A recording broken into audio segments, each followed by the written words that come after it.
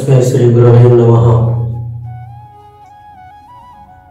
మరి భక్తవరులారా, మనం ఇప్పుడు చెప్పబోయేదానికంటే ముందు ఇది వరకు ఓ అర్థార్థి కోసం అని చెప్పడం జరిగింది. ధనం వలన మనకి లాభం ఎంత, నష్టం ఎంత, ధనం కలగడం వల్ల, ధనం లేకపోవడం వల్ల, ధనం లేకపోవడం వల్ల, ధనం కలగడం వల్ల కూడా ఎంత లాభ నష్టాలు ఉన్నాయి అన్నది వివరణ మనం కిందటి యూట్యూబ్లో చెప్పుకున్నాం. మరి ఇప్పుడు మూడో భక్తుడైనటువంటి జిజ్ఞాస కోసం చెప్పవలసి వస్తుంది. ఎందుకంటే భక్తులు నలుగురు అనుకున్నాం కదా, ఆర్తి, అర్ధార్థి, జిజ్ఞాసు, జ్ఞాని. అందులో మూడవ జిజ్ఞాసి. మరి ఈ జిజ్ఞాసి, ఈ భక్తుడు జీవన విధానం ఎట్టిది, ఏ విధానంగా అతను ఈ భక్తిలో భగవంతుని చేరుకోవాలన్న ఆలోచన ఉంది అని అంటే, నా అభిప్రాయం నేను చెప్తున్నాను. నా అభిప్రాయం, నా అనుభవంతో కూడుకున్నటువంటి విషయం ఏమిటంటే, ఇతరులు ఇదివరకు ముందున్నటువంటి ఆర్తి, అర్ధార్థి భక్తులు లాంటి వారు కాదు. ఆర్తి, అర్ధార్థి ఏదో కోరిక మీద, బాహ్య కోరికల మీద వారు భగవంతుడిని ఆరాధించారు మొత్తానికి. కనుక ఆర్తి, ఆపదను భగవంతుని రక్షించాలన్న కోరికతో వెళ్తాడు. ఆపద తీరిపోయిన తర్వాత కొంత తడువు ఆర్తి భక్తి మళ్ళీ భగవంతుని దూరం పెడతాడు. అలాగే అర్ధార్థి కూడా తనకు కావలసింది లభ్యమైన తర్వాత ధనం, అతను కూడా భగవంతుని విషయంలో కొంత వెనకబాటు పెడతాడు. మరి ఈ జిజ్ఞాసి అంటే మరి అటువంటి వాడు కాదు. అటువంటి వాడు కాదన్నది నా అభిప్రాయం. ఆ అభిప్రాయం శాస్త్రసమ్మతం కూడా. జిజ్ఞాసి కేవలం భగవంతుని విషయంలో, ఇదివరకు కూడా చెప్పాను, భగవంతుని విషయంలో సూటిగా తెలుసుకోబోయే మనస్తత్వం కలవాడు జిజ్ఞాసి. కనుకని గీతాచార్యుల వారు కూడా జిజ్ఞాసిగా యోగస్య శబ్ద బ్రహ్మాది వర్తతే అని గీతాచార్యుల వారు చెప్పారు. అంటే జిజ్ఞాసి అనగా భగవంతుడు ఉన్నాడా, ఉంటే ఎక్కడ ఉంటున్నాడు, ఇది ఈ ప్రశ్నలు జిజ్ఞాస వైపు వారికే పడుతుంది. ఇందాక ఆర్తి, అర్ధార్థి భక్తులు భగవంతుడు ఉన్నాడన్న నమ్మికతో వాళ్ళు భగవంతుడిని ఆరాధించి సత్ఫలితాన్ని పొందడం మనం చూస్తూ ఉన్నాం. కానీ ఇతను అలా కాదు. ఈ జిజ్ఞాస అనే అతను ఆ ప్రత్యక్షముగా భగవంతుడు ఉన్నాడా, ఉంటే ఎక్కడ ఉన్నాడు, ఎలా ఉంటాడు, యేసా, అల్లా, రాముడా, కృష్ణుడా, ఎలా ఉంటాడు, ఏం చేస్తుంటాడు భగవంతుడు, ఏం చేస్తుంటాడో అసలు భగవంతుడు ఉంటే అతన్ని నేను ఎలా చూడాలి, చూడగలనా, చూసే విధానం ఏమిటి అన్న ఆలోచన. అయితే ఇక్కడ ఏమంటాడంటే, ఆ పూర్వజన్మ సుకృతం చేత అతనికి ఈ జిజ్ఞాసత్వం ఏర్పడతాడు.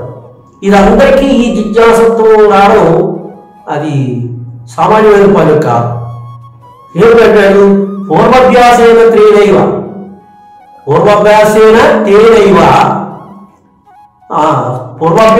తేనైవ ప్రీతే యావసోపి సహ జిజ్ఞాసినపి యోగస్య శబ్ద బ్రహ్మాది వర్తతే. అంటే పూర్వజన్మ సుకృతం చేత, పూర్వజన్మ సంస్కృతం చేత, ఆ పూర్వజన్మ చోట శ్రద్ధ చోట అతను ఏ రకమైనటువంటి భావంలో ఉన్నా అతని తాలూకా పూర్వాభ్యాసం, పూర్వం చేసుకున్నటువంటి కర్మ వశము చేత ఎప్పుడూ జిజ్ఞాసత్వం వైపే లాగేస్తుంది అతన్ని. భగవంతుని కృపా కటాక్షముల వల్ల అతను ఎక్కడున్నా, ఎలాగున్నా, ఏ మార్గాన్ని వెళ్తున్నా అతన్ని మాత్రం తిన్నగా భగవంతుని యొక్క యథార్థాన్ని తెలుసుకునే మార్గంలోకి లాగుతుంది ఈ జిజ్ఞాసత్వం అనే భక్తి. కావున అతను పూర్వజన్మ సుకృతుల చేత, అందుకే కృష్ణ పరమాత్మ కూడా అంటాడు, జ్ఞానవంతుడను మనుషుడు అనేక జన్మల తదనంతరము విజ్ఞాని అయిన అనుసరణను చూస్తున్నాడు. పూర్ణబోధ వరకు పురుషుడు బహుజన్మ పుణ్యవశము చేత పుట్టవాలే. పూర్వజన్మ తాలూకా సంస్కారం తప్పనిసరి ఈ జన్మలో మనకి వర్తిస్తుంది. అది భక్తి కావచ్చు, లేదా ధనం మీద ప్రీతి కావచ్చు, లేదా ఇంకోటి అనేక రకాలైనటువంటి కళల్లో కానీ వర్తిస్తూ ఉంటుంది. కానీ ఈ జిజ్ఞాసి అన్న వ్యక్తి ఈ 5 ప్రశ్నలు వేసుకుంటాడు. భగవంతుడు ఉన్నాడా? ఉంటే ఎక్కడ ఉన్నాడు? ఉంటే ఏ రూపే ఉన్నాడు? ఉంటే ఏం చేస్తుంటాడు? ఉంటే అతన్ని మనం చూడొచ్చా? అయితే గీతాచార్యులు అంటాడు, ఏమంటారు? నతద్భాసాయతే సూర్యో శశాంకో పావక తద్వారవర్తంతే మత్తామం పరమం. శతకోటి సూర్యుడు శతకోటి చంద్రుడు ఏకమైన అతని తేజస్సు దగ్గర మిరుగు పురుగు కంటే అధ్వానంగా ఉంటారట. అంత ప్రకాశవంతమైన, అంత కాంతివంతమైన, అంత తేజోవంతుడైనటువంటి ఆ భగవంతుని మనం ఒక్క సూర్యుడినే చూడలేము మన నేత్రాలతో. ఈ మాంస సక్షులతో ఒక్క సూర్యుడే చూడలేకపోతున్నాం. శతకోటి సూర్యుడు శతకోటి చంద్రుడు, అవునా, కాంతివంతమైన భగవంతుని చూడాలనుకోవడం అది తప్పు అంటారా? లేదు, తప్పుగా మంచిదే. చూడాలని కోరుకోవడం తప్పు లేదు. కానీ అట్టి అనుభవజ్ఞమైన గురువుని చేరుకున్నప్పుడు తప్పనిసరి అతను భగవంతుని దర్శించి భగవంతుని సన్నిధికి వెళ్తాడు. అంతవరకు యథార్థం కావాలి జిజ్ఞాసకి. అంతేగాని మీరు ఏమనండి, అతను భగవంతుడు ఉన్నాడని వాచ్యార్థంగా చెప్తే వినే మనస్తత్వం అతనికి లేదు. అతనికి యథార్థం కావాలి. ఆ యథార్థంతోనే జిజ్ఞాసి భగవంతుని అన్వేషణలో మునుగు తేలుతాడు. మరి జిజ్ఞాస అయిపోయాడనుకోండి, ముఖ్యంగా చెప్పుకున్నాం, జిజ్ఞాస అయిపోయాడంటే అతను జన్మ ధరించేటట్టే. జిజ్ఞాసత్వానికి మూలమతులు అతని కర్మ సఫలీకృతమై, ప్రయత్న సఫలీకృతమైనప్పుడు అతను తప్పనిసరి జ్ఞాని పదవికి వెళ్ళే అవకాశం ఉన్నాయి. అయితే జ్ఞానే భగవంతుడు, భగవంతుడే జ్ఞానేని మన గీతాచార్యులు గారు చెప్పారు, ఇక మహాత్ములు కూడా చెప్పింది. కనుక అలాగే జిజ్ఞాసి తన మార్గాన్ని పెంచుకొని అట్టి గురువుని చేరుకొని ఆ జిజ్ఞాసత్వంతో భగవంతుని యొక్క కృపా కటాక్షంలో పాత్ర భగవంతుని యొక్క సాన్నిధ్యానికి ఇక్కడ ఒక విషయం చెప్పవలసి వస్తుంది. పూర్వం ఆంజనేయ స్వామి శ్రీరామచంద్ర ప్రభుల వారితో మాట అన్నాడు. దేవవారు రామచంద్ర ప్రభు, సద్గురుదేవ, నాకు ఒక చిన్న కోరిక తీర్చిపెట్టు.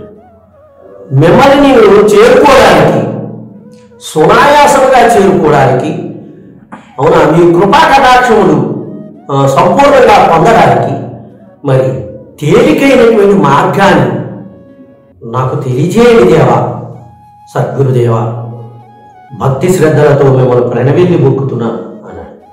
అంటే రామచంద్ర ప్రభులు వారు అంటారు, నాయన, నీవు గొప్ప జిజ్ఞాసివి, జ్ఞాని కూడా. ఇంతవరకు నాకు దేవతలు కూడా ఇటువంటి వరం నన్ను అడగలే. కావున నీవు అడిగింది చాలా చాలా గొప్పది. అయితే నాకు 2 రూపాలు ఉన్నాయి. నాకు ముఖ్యంగా చెప్పాలంటే 2 రూపాలు, ముఖ్యంగా చెప్పాలనుకుంటే 2 రూపాలు. ఒకటి సాకార రూపం, 2 నిరాకార రూపం. తస్మత్ సాకార నిత్యం, నిత్యం నిరాకారమితి. తస్మత్ సాకార నిత్యం, నిత్యం నిరాకారమితి. కావున భక్తులారా, ఆంజనేయ స్వామి శ్రీరామచంద్ర ప్రభువు వారు చెప్తున్నారు, తస్మత్ సాకార నిత్యం, నిత్యం నిరాకారమితి. ఈ సాకార రూపం అనిత్యమైనది. భక్తులను ఉద్ధరించడానికి అప్పుడప్పుడు నేను ఈ భౌతిక దేహదారిని లోకంలో ఉద్భవించి ధర్మాన్ని రక్షించి భక్తులు కాపాడుతూ ఉంటారు. ఇది సాకారం. ఆ పని అయిపోయినట్టే సాకార రూపం మరి అనిత్యమైపోయేటట్టే, లేకపోయినట్టే.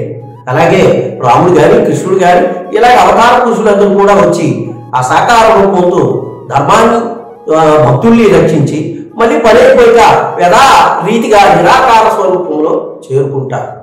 కనుక నిరాకార స్వరూపం అన్నది శాశ్వతమైనది. అట్టి శాశ్వతమైనటువంటి నిరాకార స్వరూపం అనంతమైనటువంటిది. ఇందాక సాకార రూపం అది అల్పమైనటువంటిది. ఈ నిరాకారం అనేది అనంతమైనది, సర్వవ్యాపకమైనది. అణువు మొదలుకొని అంతటా నిండి నిమిడీకృతమై ఉన్నటువంటిది నిరాకార స్వరూపం. కావున ఆంజనేయ నన్ను చేరుకోవాలంటే ముఖ్యంగా 5 మార్గాలు ఉన్నాయి. 5 మార్గములు ఏంటి? ఈ 5 మార్గములే ముక్తి అన్న పదంలో చేర్చారు. ఏమిటా ముక్తులు?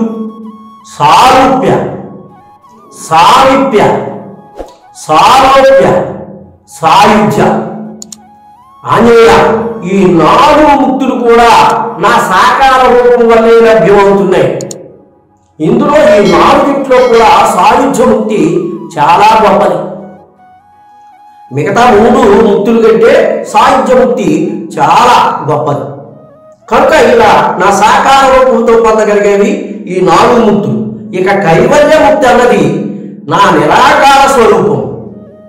అది ఈ 4 ముక్తులు ఏకమైనను నిరాకారమైనటువంటి ఆ ముక్తి మార్గానికి అనగా కైవల్య మార్గానికి వెళ్ళడం కష్టం, అసలు అవకాశం లేదు. సాకార రూపుడైనటువంటి మానవ మాతృడైనటువంటి ఈ మానవ లోకంలో ఉన్న సద్గురుదేవుని కృపా కటాక్షముల వల్లే ఆ కైవల్య ముక్తి అన్నది లభిస్తుందని మరి శ్రీరామచంద్ర ప్రభు గారు ఆంజనేయ స్వామికి చెప్పినటువంటి విషయం ఇది. కనుక తదనంతరము ఈ ముక్తులు మొత్తం 5 ముక్తుల కోసం సంపూర్ణంగా వివరణిస్తాను సమయం వచ్చేటం. అయితే ఇక్కడ సప్త బ్రహ్మాది వర్తతే అన్నాడు కదా, జిజ్ఞాసురపి యోగస్య సప్త బ్రహ్మాది వర్తతే. అతనికి ఈ సాకారముతో కూడుకున్నటువంటివన్నీ కూడా పూర్వజన్మ వాసన చేత, అవునా, ఈ సాకారంతో కూడుకున్నటువంటి వాచ్యార్థంతో కూడుకున్నవన్నీ కూడా వేద సంబంధమైనటువంటి కర్మలన్నీ కూడా తుడిసికెళ్ళిపోతాయి. ఇక వేదోక్తమైనటువంటి కర్మలతో ఇక సంబంధం లేదు. అతను ఇందా మనం అనుకునేటట్టు ఆంజనేయ స్వామితో రాముడు గారు చెప్పేటట్టు ఆ నిరాకార స్వరూపమైనటువంటి కర్మకాండే విడిపోయింది అతనికి. జిజ్ఞాసికి ఇక కర్మకాండే చివరికి ఆ ప్రయత్నం అతను సంపూర్ణ ప్రయత్నం చేత వేద సంబంధమైనటువంటి కర్మకాండ మొత్తం కూడా తొలగిపోతుంది. ఇక అతను జ్ఞాని ఏకాంత భక్తిలో రమిస్తాడు తదనంతరం. కనుక అట్ని జిజ్ఞాస అయినటువంటి వారు ప్రాపంచక విషయాల నుంచి వైదొలిగిపోతారు. మెల్లమెల్లగా ప్రాపంచిక విషయాల నుంచి వైదొలిగిపోయి, అవునా, ప్రవృత్తి మార్గంలో ఉన్న నివృత్తితోనే జీవనం సాగిస్తారు. మరి హిమాలయ పర్వతాలకు వెళ్ళినా అక్కడ నివృత్తిగా ఉన్న ప్రవృత్తిలో తిరుగాడినటువంటి వ్యక్తి అది హిమాలయ పర్వతాల్లో ఉన్న అతనికి ఆ విధానం మరి సఫలీకృతం కాదు. మనం రాజయోగులమై సంసారం చేస్తూ జిజ్ఞాసులాగా సంసారం చేస్తూ కూడా నివృత్తి మార్గాన్ని ఎంచుకొని సంసారం సంపూర్ణంగా చేసుకొని వెళ్ళి మార్గంగా వెళ్ళి భార్య బిడ్డలే అందరినీ కూడా చూసుకుంటూ జిజ్ఞాసత్వం పొంది భగవంతుని అన్వేషణలో మునిగి తేరాలి. అలా జిజ్ఞాసి ఆ రకంగా, అవునా, మనలాగే సంసార యాత్రలో ఉన్నా అతను ఈ రకంగా సంసారం చేస్తూ కర్మకాండను అనుసరిస్తూ ఉంటూ స్వధర్మాన్ని పాటిస్తూ కూడా అతను కేవలం సాక్షిమాత్రుడై జిజ్ఞాసత్వంతో భగవంతుని సన్నిధిని చేరుకోవడానికి ప్రయత్నం చేసి అతను భగవంతుని యొక్క అఖండ తత్వాన్ని ఆస్వాదించుకొని జ్ఞాని వలె సూచిస్తారు. అనుకనే భగవాను జ్ఞాని నేను వేరు కాదు, మా ఇద్దరం ఒకటే, ఇరువురం కూడా. కనుక జిజ్ఞాసి జన్మ చాలా గొప్పది. అది అందరికీ రావు. భగవంతుడు మిగతా వాళ్ళంతా కూడా ప్రాపంచ విషయాల్లో కదలాడుతుంటారు. జిజ్ఞాసి అట్లా కాదు, నిరంతరము భగవంతుని ధ్యానంలోనే, భగవంతుని యొక్క ధ్యాసలోనే ఏ పని చేస్తున్నా భగవంతుని ధ్యాసలోనే ఉంటాడు.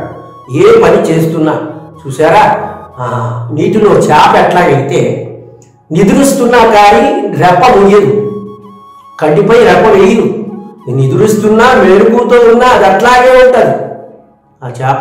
అట్లాగా జిజ్ఞాసి కూడా నా అభిప్రాయం ఈ రకమైనటువంటి కర్మలు చేస్తున్నా నిరంతరం భగవత్ ధ్యాసలోనే వెళ్తాడు. కనుక పూర్వజన్మ శ్రద్ధ వలనే మనకు ఆయా మార్గాలు సిద్ధిస్తాయి.